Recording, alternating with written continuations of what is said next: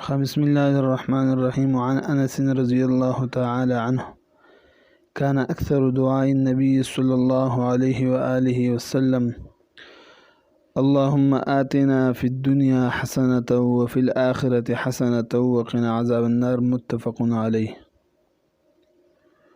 دې حدیث شریف کې نبی علیہ الصلوۃ والسلام د دعا تذکره کوي او دعا په خپل باندې ډیر زیات اهم سیز دی او نبی علیہ الصلوۃ والسلام ورته مخ العباده د عبادت مغز ویل دي. اصل کې دعاګانې ډیر زیات کول فکر دي او بیا خصوصا هغه دعاګانې چې کومې دعاګانې نبی علیہ الصلوۃ والسلام نه ثابت او نبی علیہ الصلوۃ والسلام کړي.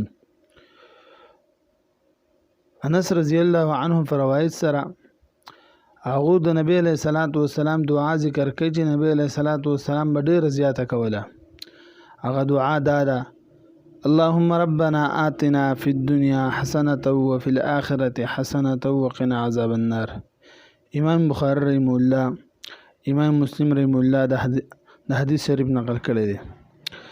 معنی دا ده چې کان اکثر وزیات دعاء النبي صلی الله علیه وسلم دعا د نبی علیہ الصلوۃ والسلام چې نبی علیہ الصلوۃ والسلام به اللهم ای الله آتنا راکل مونږ ته په دنیا کې حسنتن خجون علما ذکر کوي د خوشحالی جون، حسنتن خحلت د امتحانونو امان، حسنتن د تکلیفونو امان، حسنتن د مصیبت نه د غمونو نه امان، حسنتن الله تعالی مون تراکله په دنیا کې خیسته ژوند یعنی نیک اولاد، نیک بیبي، مزیدار سورلی، رزق حلال، عبادت، علم نافع، یو خمزیدار کور.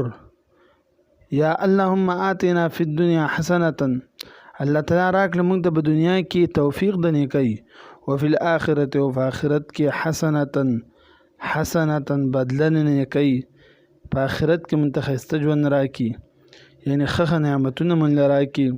وفي الآخرة حسنة او په آخرت کې بدله د نیکی مرتبه موږ راکړي، جنت الفردوس موږ راکړي. وقنا عذاب النار الله تعالی موږ د عذاب د اور وساتي. نو بده کې د دنیا او د آخرت د فلاح، د دنیا او د آخرت د ترقی لپاره دعا ده د ډیر زیات کول پکاري. وصلی الله تعالی علی خیر خلقه محمد و آله